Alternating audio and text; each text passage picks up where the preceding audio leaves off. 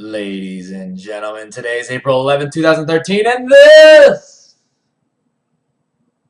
is the KNKL's Emma stream. Day 39. Day 39, yes. Today we are going to be having a quiet, contemplative moment. We are going to be thinking to ourselves, thinking about life, thinking about philosophy. That's right, it is Thoughtful Thursday with Keenan Lafferty. I am your host, and we're going to have some fun today. We're going to be talking about life. We're going to be talking about business. We're going to be talking about money. We're going to talk about cash and all that good stuff, and how those things relate to me and the way that I like to look at those things in reliance or accordance to my life. And reliance, I don't know what that was. Okay, but first we must take a moment to say thank you to lovely Joseph Malone. Once again, he is one of the, well, actually, he was the sole donator this month, but actually I got a new one yesterday, and I need to update that for Monday. And I got some new cool things planned for those of you who decide to donate in the coming months. I got some awesome things I'll be basically giving back, right, for people who choose to donate.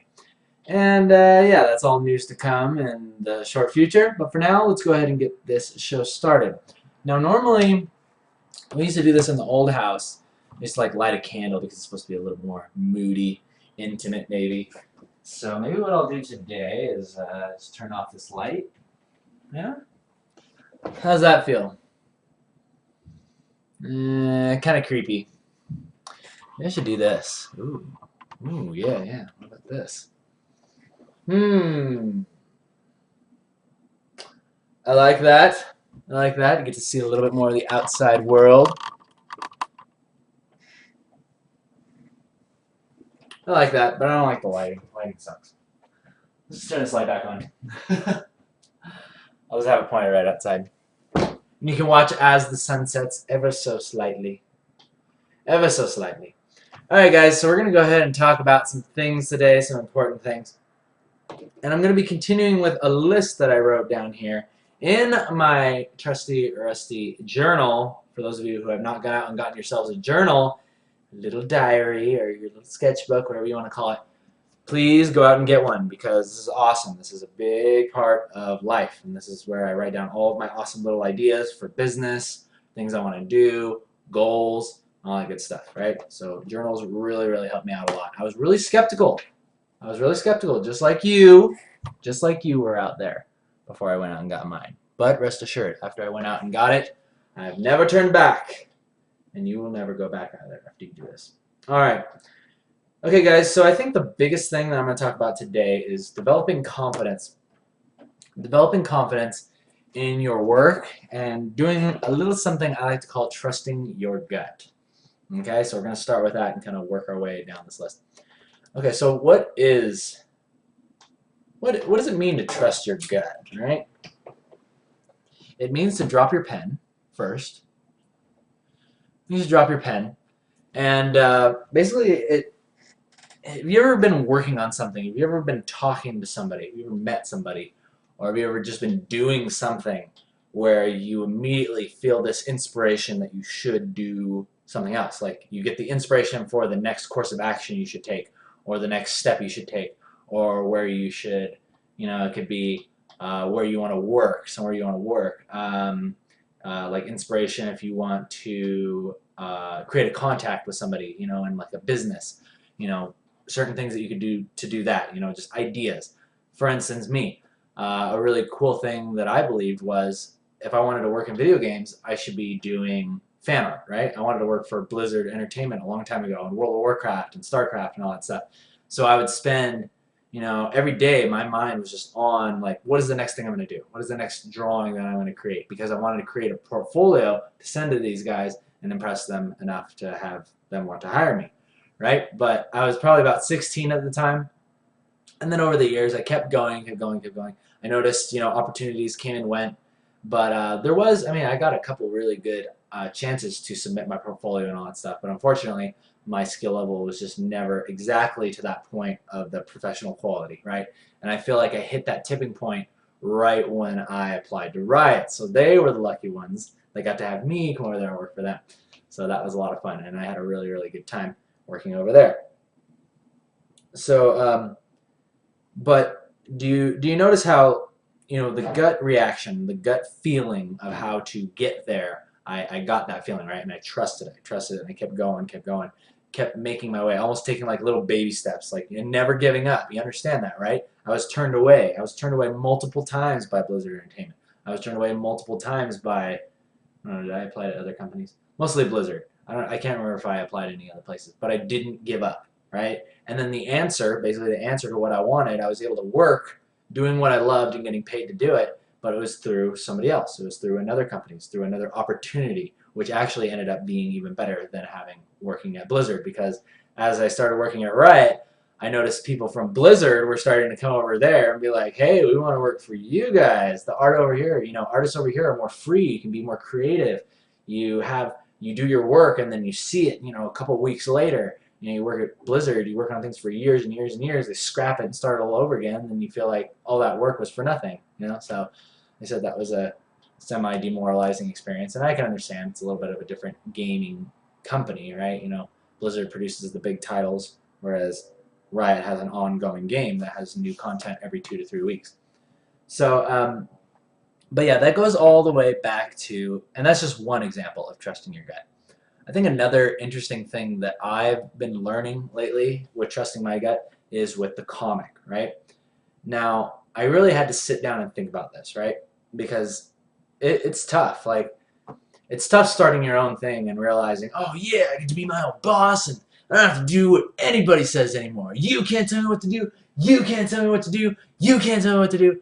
And then you're like, yeah, I can just do my own thing, I'm my own boss. You're like partying, you're like, yeah, it feels good to be a gangster. But then you realize that you're completely responsible for yourself, and that basically all the money that you need to make to keep going, you're basically directly responsible for. And you have to figure out how to make all these things work. You got to figure out how to create a website. You got to figure out how to create the content. You got to figure out how long it's going to take between each release, or how that's going to work out. How are you going to make money on the side if the business doesn't work? Are you going to have a plan B? What's your plan B if it doesn't work out? And my plan B, basically I don't have really a plan B, because I know that I'm going to make this work. And in some ways that's kind of good. In some ways it's kind of good to know that you can't go back. And I think I do that not so much it's not even by choice. It's because creating this comic, and creating my own company and my own business has given me such a level of satisfaction that I want to keep doing it. I want to keep doing it. I don't want to go back and work at the same company, the 9-to-5 thing, go in, drive back and forth every single day, for years and years and years. I just don't want to do that personally. I don't have a problem with other people that want to do that. That's their life. I don't care. But for me, I want to be able to be in control of my own life. I want to be able to have creative freedom and artistic freedom to create what I want, to tell my story, to tell the world about my characters, and whether that fails or succeeds, I want to be responsible for that, right? I love having that sense of responsibility. I love it when things go really well with my artwork, that I'm responsible. I also love it when things go terribly with my artwork, I'm responsible. So naturally, it makes sense that doing this gives me a high level of satisfaction. But even with all those good things, I've noticed that I find myself second-guessing myself a lot. And I originally started this company I started the company and the comic with the intention of, hey, I'm going to create this story, I'm going to create this comic for myself. I'm going to create it all for me, right? Because at the end of my life, I want to have my comic right here, and I want to be able to read it, and I want to be able to say that I did it, right?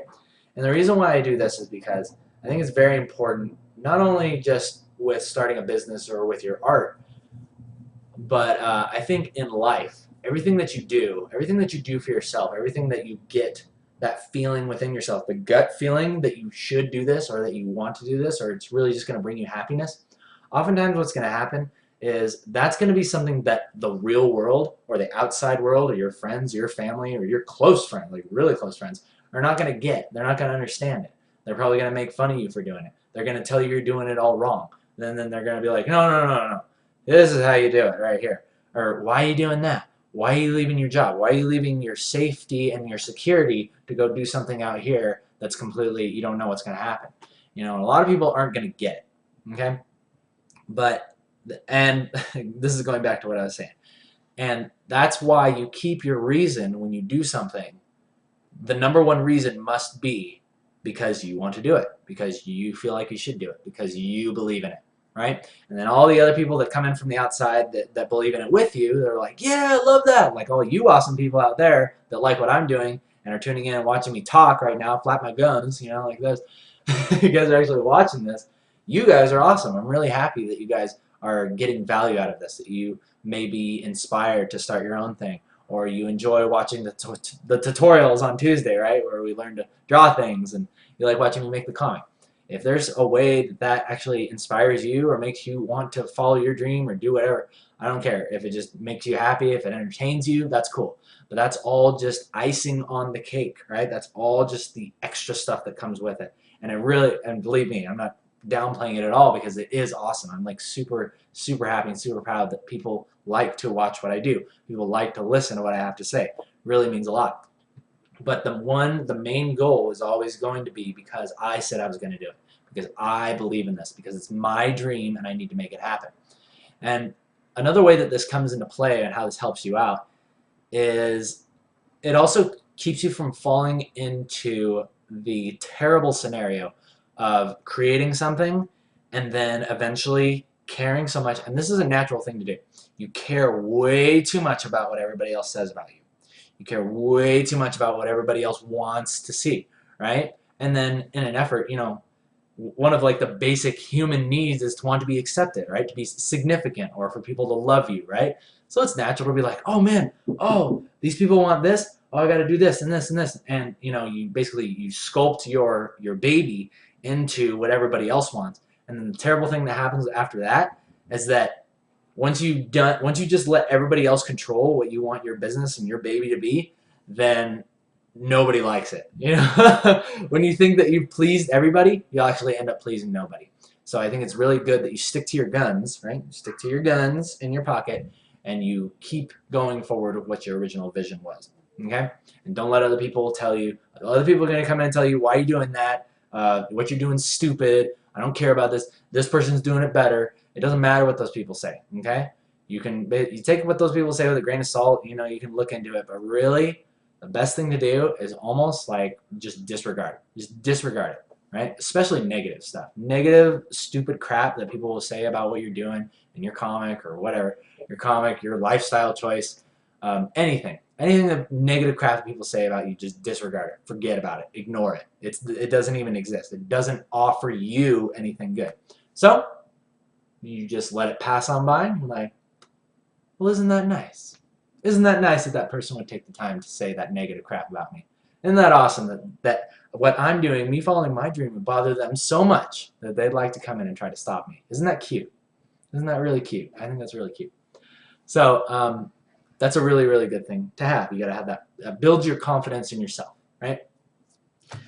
And yeah, I think that's really good. And what you'll find is that's very counterintuitive to want to be able to almost push against the people that push you back. You know, if it's somebody that you really, really trust, make sure you take it with a grain of salt. But even them, even the people that you love and that you care about what they say, oftentimes you will impress them when you continue to do what you believe in, right? If you have that gut feeling inside of you, if your spirit's telling you to do it, or whatever you want to call it, your gut or your spirit telling you to go forward and you trust in that, you oftentimes will impress that person and be like, whoa, like, I can't even stop them. And then they will watch you. They will watch what you do. So I think that's pretty cool. All right. So that kind of wraps up trusting your gut. Let's go ahead and move on to the next one. I hope you guys are doing good today. You guys taking notes? You guys taking notes on the seminar? Better be. All right. So let's continue. Man, it's a nice day out today. Very, very nice day. All right. All right, guys. So I want to talk to you about something very important as far as life goes, right? And I think for those of you who are looking to lead a life of, you know, if you want to do something above average, right? If you want to create things above average, if you want to live an above average life, you know, then you have to become an above average person, you know? And that's something that Jim Rohn says, right? He says people all through their lives are looking for that above average job with above average pay, with above average circumstances and experiences, but they themselves have not developed. They have not developed their own mentality. They haven't developed their own personality to a point where they're an above average person. And so, of course, they're never going to find it. So a lot of people are so busy looking to the outside world for what they want that they don't realize that really what they need to do is focus on the inside first. And I think one of the biggest things, personally, that I've noticed growing up that makes a big difference between someone who is average and someone who really stands above, like stands out from above everyone else, is someone who becomes a speaker and someone who becomes a leader, right? And a leader might sound like this big old like thing, be like, oh, I gotta be this guy who stands on the hilltop with the flag and plants it down and doesn't move and just stands there and looks cool. Other people take pictures of me. The lowly peons worship me and all that stuff. But that's not actually really what a leader is. A leader is actually much, much simpler. Being a leader is actually very simple, right? And it actually goes back to what I was saying before. Being a leader, I believe, is really just developing that inner confidence within yourself and trusting those gut instincts, because those gut instincts really, I really think that there's amazing merit to those things, and I'm really trying to trust those more and more as I go forward. So basically being able to trust what's inside of yourself, trust your ideas, and push forward with those. Speak up.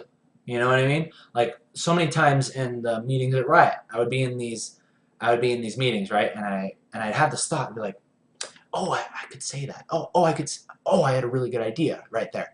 But I would keep it down because it's like, oh, well, I can't say that. I'm just a little art guy, you know. I just do the splashes, you know. They're not going to listen to me. They're not going to care what I have to say. You know, and that's usually what the average person is going to say. They never speak up. They never speak up when they have something they believe in because they're afraid of looking stupid. They're afraid of, you know, people judging them. They're afraid of all this stuff. Whereas what the leaders do is that they immediately step up and they talk about their stuff. Like leaders can, and this is said with the utmost like respect to the people that I worked with, but sometimes these people in these meetings would talk about like the dumbest crap, right? Or like this the stupidest stuff.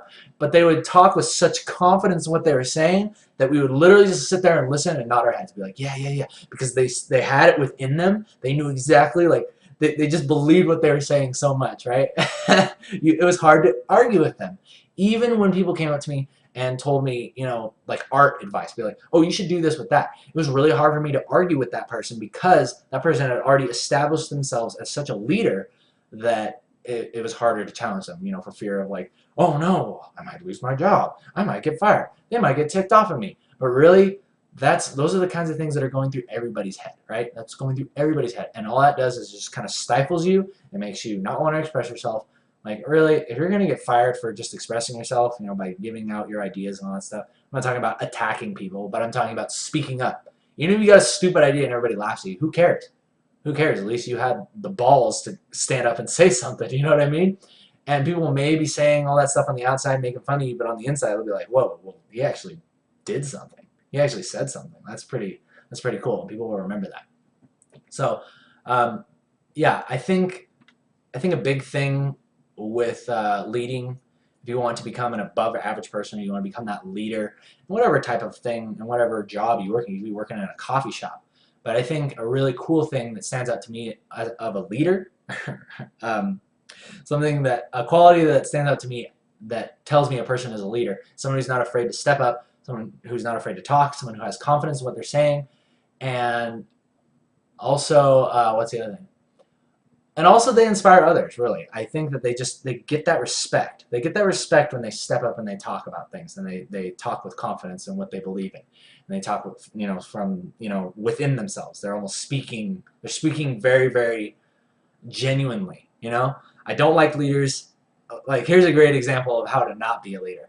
A fake leader, right? Fake leader is the kind of guy that smiles at you and talks, and he doesn't really care about you, but he acts like he cares about you. And these are what I call Olive Garden managers, right? For those of you who worked at an Olive Garden in your entire life, you'll know what I'm talking about. That's basically what the managers are like there. They just smile at you. They act like they care about you. They're like, oh, we're having such a nice time here. Are you taking care of the guests outside? And they just talk like this all the time. You just want to freaking take their freaking teeth and rip them out, you know, like an old man's dentures, like jam them in their eyeballs.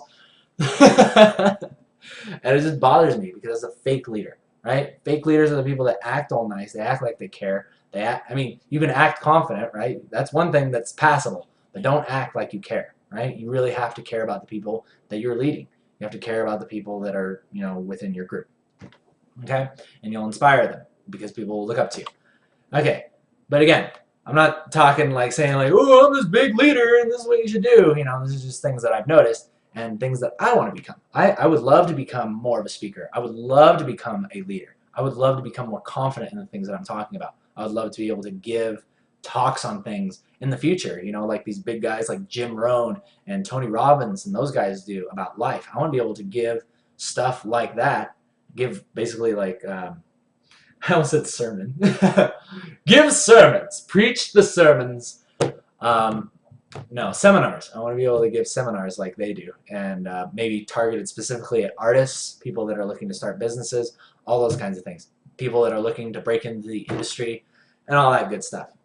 So I would love to be able to do that, and that's something that I am focusing on getting better at as I go along. So hopefully some of the things that I picked up can help you out too. And really watch for those things. Watch for the people that are leaders in your life. Watch how they talk. Watch the way that they say things. Pay attention to, it's not so much what they're saying, like I said, it's that they have that confidence. They're speaking with genuineness. Genuosity. I was about to say genuosity. Woo, nice. Nice. All right. Next up, listening to positive messages until it becomes a part of you. Okay, this is another really, really cool thing. You guys want to learn you guys want to know the secret to changing your life? I'll tell you right now. The secret is listening to positive messages and allowing it to permeate your subconscious until it literally becomes a part of you, until you start to literally see the world differently. Because the way that the world is, the way that the world is to you is not how it actually is. It's how you think it is, right? How you perceive the world and how you perceive the things that happen to you and others is actually how your reality is, not exactly how it really is. So I hope I said that right. Yeah, the way you think things are affects you more than the way they actually are. So I want you to kind of take note of that and understand that you have a lot of power within your mind, right? Your mind harnesses the power to basically take any situation that comes to you, and you can basically translate it in any way that you want, but whether it be positive or whether it be negative. So, and the really nice thing about listening to positive messages on YouTube, I personally like to go to YouTube. It recommends all these new things to listen to. I love to listen to things like Tony Robbins. Tony Robbins talks about business. Jim Rohn talks about business and life and money. Les Brown is also another guy that talks about business. There's just tons and tons of stuff. Napoleon Hill, who wrote Think and Grow Rich. I've been reading that book. Read books too. Read books, and if you have a chance to sit down or put it on your iPod, listen to these positive messages, right? Because what's really cool is even if you're not completely tuned into it, you listen to it a few times, and really just kind of, you got to enter it with an open mind, because sometimes like a lot of these things are going to sound really silly. Some ideas are going to sound really hokey, right? Like the idea of, like the law of attraction. What you think you attract to, like a magnet. You materialize it. And that might be a little bit crazy, but in some ways it makes sense. How what you think about, you naturally will focus on, right? Say, I want to get this brand new car. I want to get the Emma-mobile, right? That still hasn't left my mind. I found that opportunity to get it, right, through the Scion Motivate contest. Unfortunately, I didn't get that. But I've dealt with things before like that. I've dealt with basically experience coming along and telling me I can't have something before, but I didn't give up on it, right? I just realized that, hey, I'm going to get something like that or even better in the future. And that is because I'm going to continue to focus on it. I'm not going to give up on it. And I'm going to keep on going, keep on going, keep on going. I want a nice car that I can turn into the Emma-mobile. So one day I will have something like that. So, yeah, get these positive messages, things like that going in your life. Read things. If you're not into reading, then listen to YouTube. I highly recommend you get some good books too. Because what's really nice is, I used to hate reading. I absolutely used to hate. I used to pride myself on reading no books, right? Back when I was in, like, all through junior high and high school, I read, like, no books. And I was like, yeah, I don't need that stuff. I was like, Fahrenheit 451, they can go ahead and burn all the books. I ain't gonna read them. Who cares? Books are boring, right? I'd rather be playing video games. But now I'm starting to realize as I grow older, it's really, there's an important part of starting a business and having yourself be in a clean and good mental state, right? Because things are going to come along and they're going to test you. A lot of things are going to come along that will test you to the point where you consider whether or not it's even worth it. You know what I mean? You're going to consider whether or not you made the right choice. And you're going to think about going back, and you're going to think about all this stuff. Think about giving up. You know, and you don't want to do that. You don't want to give up. Giving up is bad, bad, bad, bad. And that's the only way you actually fail. The only way you really fail is when you give up. So don't ever do that. Don't ever give up. Okay. So, yeah, and after you just keep listening to these positive messages, you'll notice that your life will actually start to change. You'll start looking at things differently. You'll start just seeing interactions differently. You'll start seeing people differently. I can't even tell you what it's done for me. And then you'll look back on all these other experiences that you had when you weren't in this positive mindset, and you're like, man, I was really just complaining about all this stuff that really didn't matter. I was complaining about all this stuff. I thought my life was so bad, and I had it good. Like, I had it good the whole way, and I still have it good. I have it the best I've ever had it. You know what I mean? And that leads me to another thing that we're going to talk about in just a moment. All right. In fact, that leads to me what we're going to talk about right now. So, a big mentality thing that I realized that I grew up with, and I think a lot of people grow up with this mentality in their lives, is the feeling of that you're not allowed to be happy until you get to something or somewhere, right? Like, you're working every day of your life, you're just kind of chipping away, climbing that ladder just ever so slowly, right? And then you can see the light in the distance, you can see the thing that you're reaching for at the end, and then you say, oh yeah, once I get that, once I get this right here, then I'll be happy, right? But I'm sacrificing right now, I'm hating life right now, life sucks right now, but as soon as I get this, in a couple months or a couple years, then I'll be able to relax. Then I can be happy, right? And that's a natural thing to think, right? We're raised all of our lives to kind of just like get this feeling of, you know, we're always looking forward to something. We're always looking forward to the weekend, right? No more school. Looking forward to the end of the year. We're looking forward to summer vacation. We're looking forward to, you know, you're always looking forward to the end of something, right? You're looking forward to that thing that you're reaching for at the end, you know, that keeps you going, right? And then you struggle your whole way there. You struggle and you hate life the whole way there. And then when you finally get there, you know, you're happy for a little bit, I guess, because you got it, but then it kind of quickly fades, and then you set your sights on the next thing, right? And then you choose to not be happy until you get there, right? And I'm really kind of exaggerating this. I'm not saying that people hate their lives like constantly and, you know, all that stuff.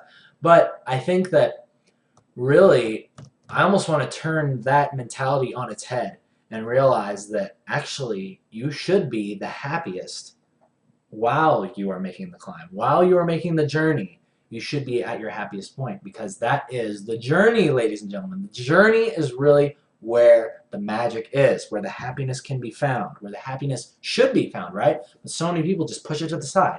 They feel like it's bad to be happy. They feel like it's weird to be satisfied with your life. They feel like it's weird to love yourself. They feel like it's weird to be confident in yourself. And I'm not talking about being conceited, be like, oh yeah, I'm the best person in the world, and you guys all suck, you know, what's up with you? But again, it goes back to having that confidence within yourself, believing in your spirit, believing in your dreams, and not letting other people sway you away from it, or basically change your mind about it. And this is another big thing that I've noticed after basically getting the job that I've been working my entire life to get. Right? And I've said this story a couple times, but I want to say it again because I think it's really important. My whole life, I grew up with the mentality, luckily my parents were very supportive of me, and they said, Keenan, when you grow up, you're going to be doing this. You're going to be doing this for a living. You're going to be working, you're going to be doing artwork, and you're going to get paid well to do it, right? And I had my teachers telling me that, most of them. There was a couple that didn't really like the fact that I drew pictures, but most of them said the same thing, right? So I constantly grew up with this feeling of, you know, I was just like, I was the best, right? I was the best in the class. I could draw all this stuff, and I was just good, right? I was really, really confident in myself. So naturally, as I grew up, I finally saw, you know, it was just I just knew that it was going to happen at some point, right? I knew that I was going to become an artist. I knew I was going to make money doing it. And but what was interesting was, you know, naturally I had this. I kind of developed this subconscious mindset of, oh, okay, well, when I finally get that big thing, when I finally get that big job, then I'll be happy, right? Then I'll be able to relax. Then I can just kick back and just chill, relax. I can have money. I can be safe. I can be secure, all that stuff. And I finally got that job. Finally got the job working for Riot, and it was an awesome job. I absolutely loved it. But after just over a year, I started to realize very, very quickly. Like, I looked around and I was like, whoa, I worked my entire life to get here, and I'm here now. I'm here now. And then I said, well, wait, what? Well, now what? Now what do I do? Is this it? I worked my entire life to be here, and I just do this?